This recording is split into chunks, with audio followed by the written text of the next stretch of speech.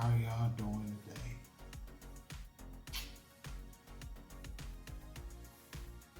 Yes, I'm glad to see you all.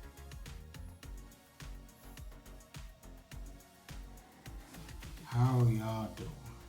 I'm doing fine, as always. Do y'all want to talk about the lesson? Okay. Let's get started. All month long, we've been talking about what?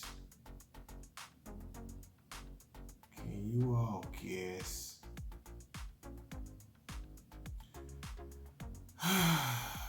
Yeah, that stuff called contentment. And what is contentment?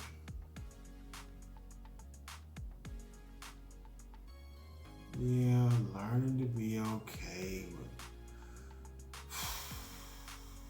what you have. I guess I'll say it again.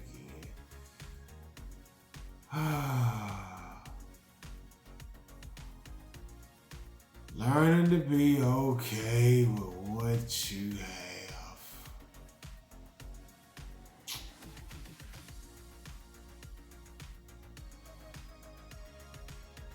Doesn't sound content at all, does it? Doesn't sound like I'm thankful for anything. Doesn't sound like I'm grateful at all, does it? Yeah. That's what it can sound like when we're not content. When we're not grateful. When we're not thankful for what all God has done for us in our lives. Oftentimes we find ourselves allowing something that may have happened to us or something that didn't work out the way we expected or even wanted to cause us to be,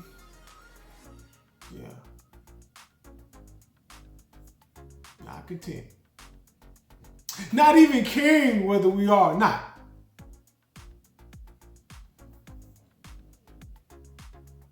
Oftentimes we can allow a situation. It's important to us. But it's not so powerful that it changes who God is. Who God is to us. How we know Him. And all that He's done for us. And all that we're doing to be able to let our light shine. We could think that whatever happened in second period or whatever homework got eaten by the dog or whatever somebody said to us to cause us to not be content. To not even, won't even learn anymore about being okay with what we have. Do y'all remember the memory verse? Let's check it out. Right from there. Echo buttons on. Then He said to them, watch out! Be on your guard against wanting to have more and more things. Life is not made up of how much a person has. Luke chapter 12, verse 15. Echo buttons off. This is Jesus talking not only to them, but also, most importantly, talking to us. Telling us to be on our guard and beware, watch out. That means that it could happen before we even know it. Second period, what somebody says, what we thought was going to happen. Before long, we're wanting to have more and more things. We're not satisfied with what we not only have, but who we are. We want to be like so-and-so. We want to be like him or her. Instead of wanting to be like what? We no longer want to discover who God made us to be anymore. We just rather just be like somebody on TV or somebody on some social media feed. We forgot about the lessons that we learned that encourage us to be able to discover. Yeah. Who God says we are. Who we're supposed to be. So, it's tough. Don't let Mr. Edward tell you it's not. It's extremely tough. But if you guys and girls can learn it now, the learning process, it never stops. It'll help you. That when more and more things try to beat you up, that you don't let it bother you. That you remember, hey, that's not for me to have. Or it's not time for that yet. Continue. Learn to be okay with what you have. The challenge is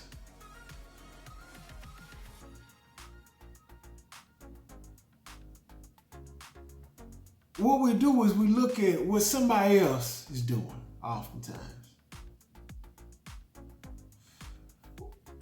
If we had a glass and we filled it up, we fill the glass up with what we're trying to figure out by asking God, by praying to God, who are we?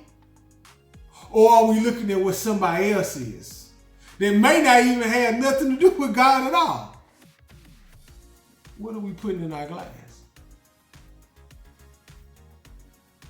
That's everybody has their own glass. So you can't tell Mr. what he's putting in his. I can't tell you what you put in yours. But what you can do is control what goes in your glass. Yeah. So, oftentimes, being young, you can really say, I want to wait till I get older. Or I don't have anything. Or if I just, what is that? Watch out. It's being, what? Being not content. You're not okay with what you have. You want to be older. You wish you had more so you could help. No. You have all you need to live a godly life. So guess what? This week, we'll hear a lesson from the Macedonians about what they did when they had the opportunity to be able to do what? Yeah. Show who they were in Christ Jesus. Y'all got a minute? I'll be right back.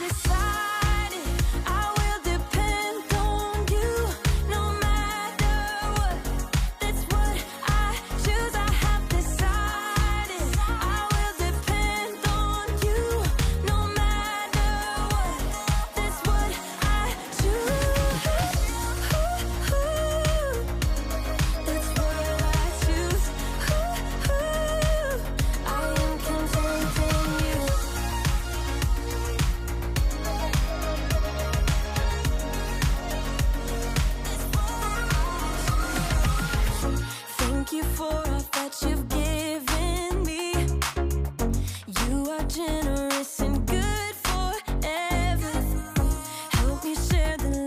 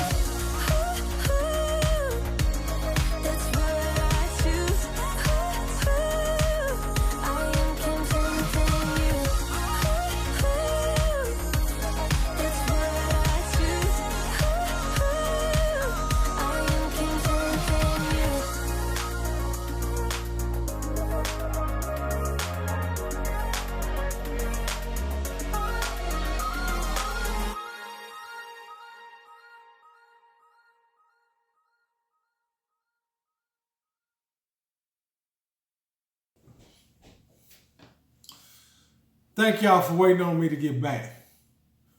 So Paul, in the book of 2 Corinthians,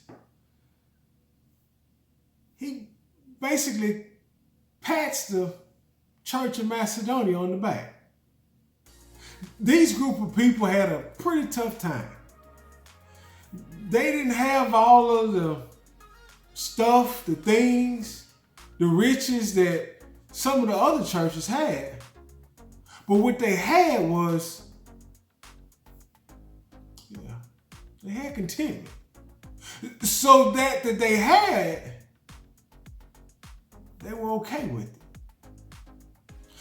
Here's the thing. With the people of Macedonia being okay with what they had, when they knew that God's work needed some resources, they were not unwilling to give away what they had. I know, Mr. O, you just said they didn't have nothing. Well, the contentment of them says they had much. It's kind of like this. I came over and sat next to you at lunch. You're almost finished eating your hamburger. I haven't eaten anything. And I say, hey, I hadn't eaten anything. And I'm probably not going to eat when I go home. You got just a little bit more of your hamburger left. You're content. You say, hey, Mr. O, you can have the rest of my hamburger. Now, what if there was a whole hamburger? Would you be content? That's the trick question. You may not have taken a bite of it, but that still doesn't mean you're not content. Because you may know when you get home, you're going to eat. You may know that, hey, you've eaten your fries. I'm going to give Mr. O my whole hamburger. It's not all about what you have. It's being okay with whatever that you have. You don't say, well, let me get a piece of it, or let me give you half, or the contentment says, I want to put myself in the shoes of God. I'm going to help this person the way I know I can help them. Yeah, I know we can't do what God does, but we can have that heart to be able to love, to care, to have compassion, to be able to help someone in need. Oftentimes we find ourselves saying, can I have this? But I didn't have but a little bit. Are you okay with what you have? Let's try it again. Can I have some? Sure. Take all you need.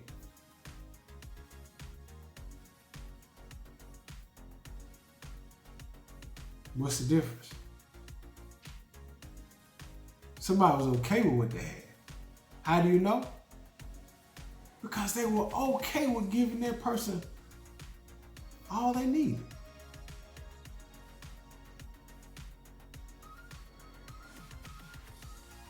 That's what the church in Macedonia did. They had just a little bit, but they were okay with giving to be able to help fulfill the Great Commission.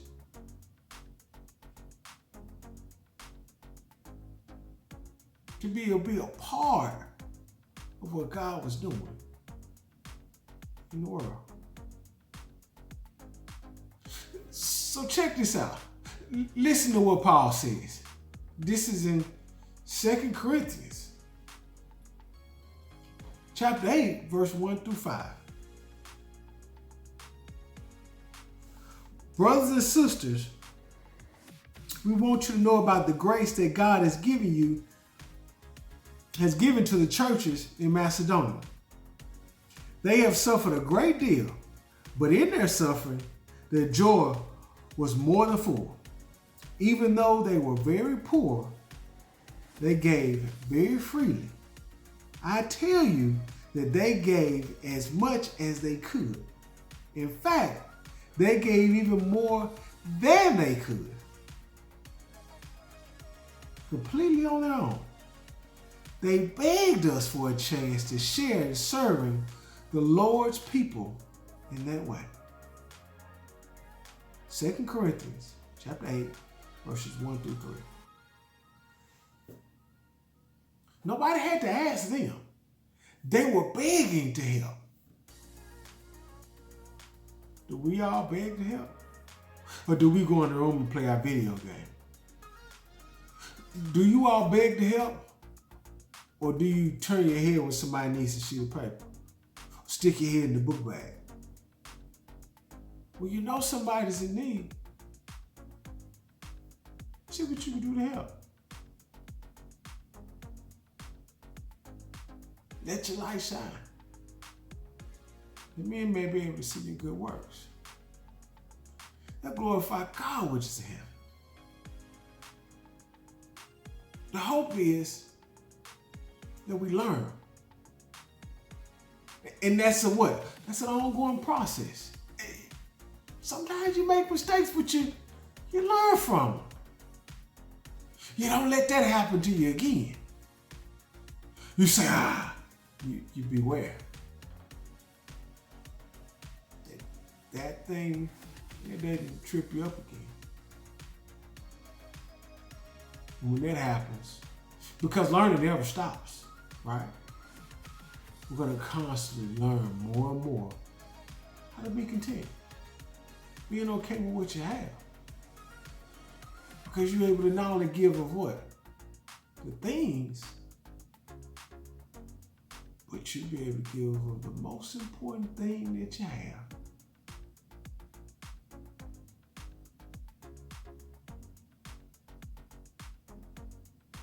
Remember, contentment. Learn to be okay with what you have.